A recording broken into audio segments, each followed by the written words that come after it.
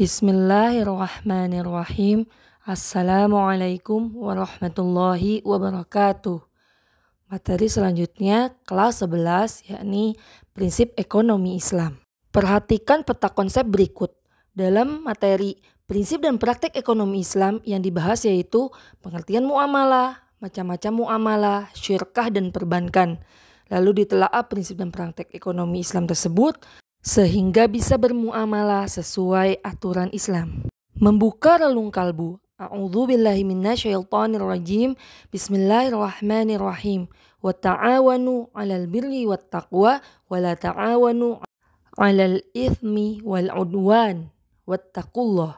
Dan tolong menolonglah kamu dalam kebaikan dan takwa, dan jangan tolong menolong dalam berbuat dosa dan permusuhan. Bertakwalah kepada Allah. Shadaqallahul azim. Pengertian muamalah. Muamalah dalam Kamus Bahasa Indonesia artinya hal-hal yang termasuk urusan kemasyarakatan, baik pergaulan, perdata dan sebagainya. Sementara dalam fikih Islam berarti tukar-menukar barang atau sesuatu yang memberi manfaat dengan cara yang ditempuhnya, seperti jual beli, sewa menyewa, upah mengupah, pinjam minjam, urusan bercocok tanam, berserikat dan usaha lainnya. Larangan dalam muamalah yang pertama, tidak boleh mempergunakan cara batil, melakukan dengan kegiatan riba dengan cara yang zolim, mempermainkan takaran, timbangan, kualitas dan kehalalan, dengan cara-cara spekulasi atau berjudi, dan tidak boleh melakukan transaksi jual beli barang-barang yang haram.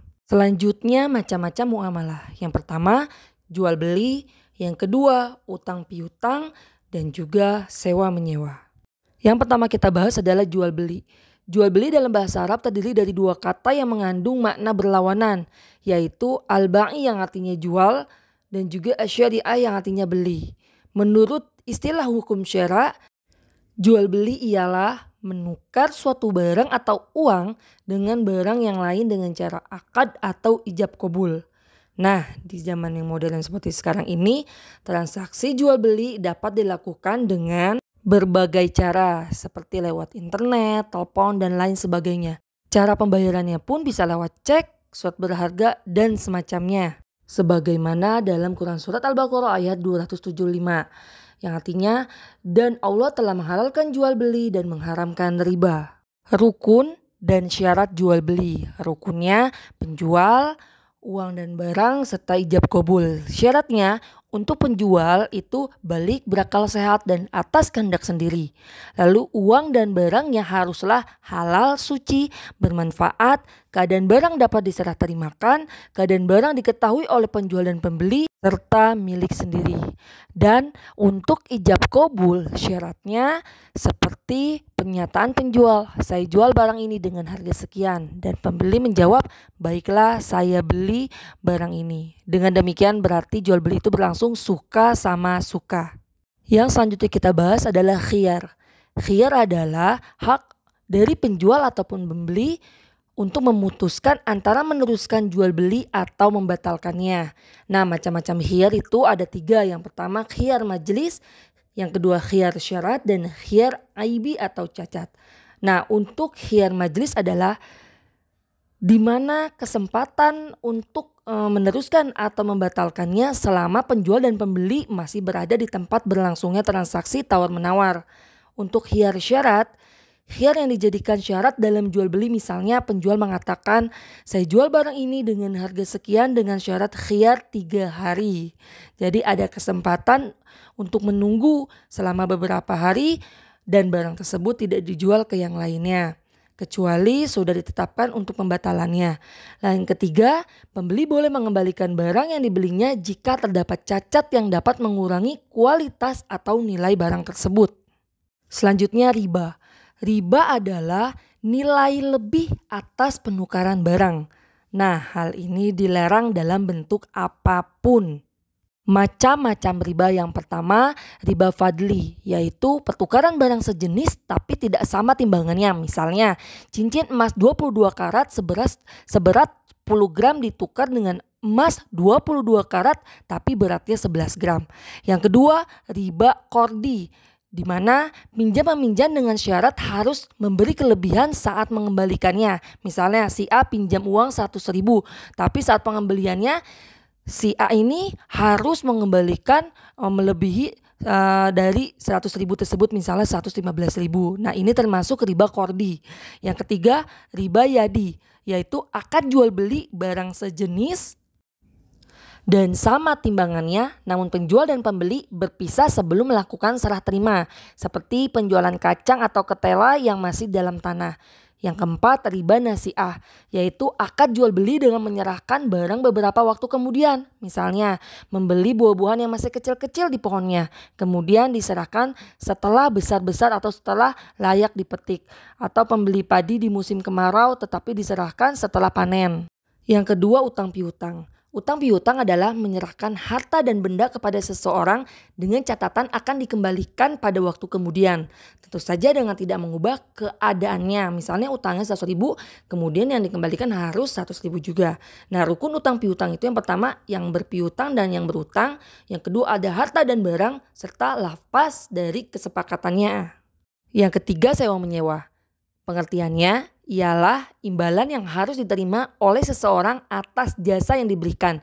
Jasa di sini berupa penyediaan tenaga dan pikiran, tempat tinggal ataupun hewan. Nah, rukun serta syarat sewa menyewa yang pertama, yang menyewakan dan yang menyewa harus balik. Sewa menyewa berlangsung atas kemauan sendiri, barang menjadi hak yang menyewa, ditentukan barang keadaan dan sifatnya, serta manfaat yang diambil harus diketahui. Selanjutnya syirkah. Syirkah menurut bahasa adalah ikhtilat atau berbaur.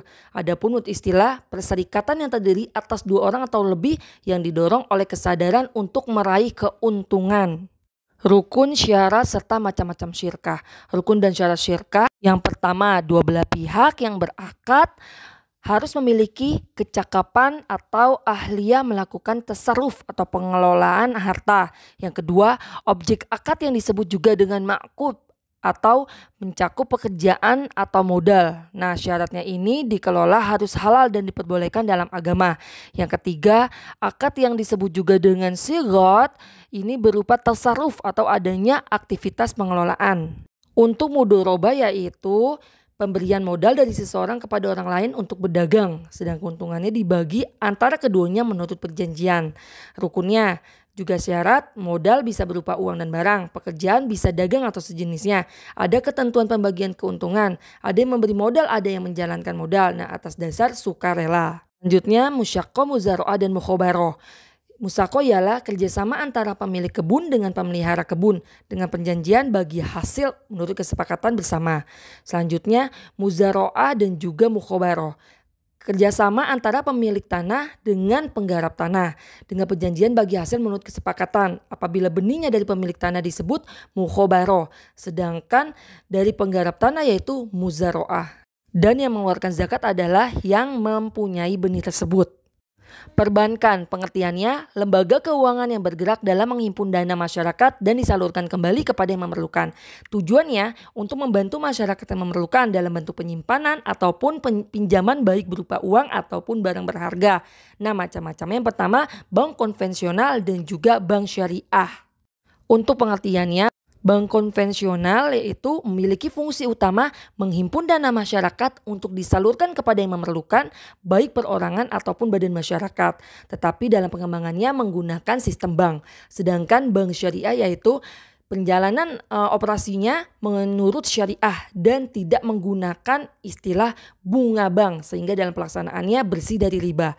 Beberapa produk jasa yang disediakan oleh bank berbasis syariah yaitu mudharabah, di mana kerjasama antara pemilik modal dan pelaku usaha dengan perjanjian bagi hasil dan sama-sama menanggung kerugian. Yang kedua, musyarakah, kerjasama antara pihak dan bank dan juga pengusaha di mana masing-masing pihak sama-sama memiliki saham. Lalu wadiah, jasa penitipan uang barang dan juga deposito.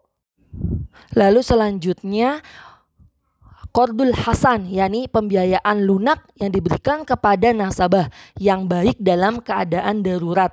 Nasabah hanya diwajibkan mengembalikan simpanan pokoknya saja setelah saat jatuh tempo. Selanjutnya murabahah, yaitu suatu istilah dalam fikih Islam yang menggambarkan suatu jenis penjualan di mana penjual sepakat dengan pembeli untuk menyediakan suatu produk. Terakhir yang dibahas dalam ekonomi Islam yaitu asuransi syariah. Asuransi ini yaitu bagian dari muamalah di mana berasal dari bahasa Belanda asuransi yang artinya pertanggungan. Asuransi dalam ajaran Islam merupakan salah satu upaya seseorang muslim yang didasari oleh nilai tauhid, di mana setiap manusia menyadari bahwa sesungguhnya setiap jiwa tidak memiliki daya apapun ketika menerima musibah. Dalam penerimaan musibah ini, baik kematian, kecelakaan, bencana alam maupun takdir buruk lainnya untuk dihadapi, yang pertama ditanggung sendiri, yang kedua mengalihkan resiko ke orang lain. Nah, dalam hal ini kepada asuransi. Tapi harus dengan hukum Islam, yakni tidak ada kezoliman. Sekian, wassalamualaikum warahmatullahi wabarakatuh.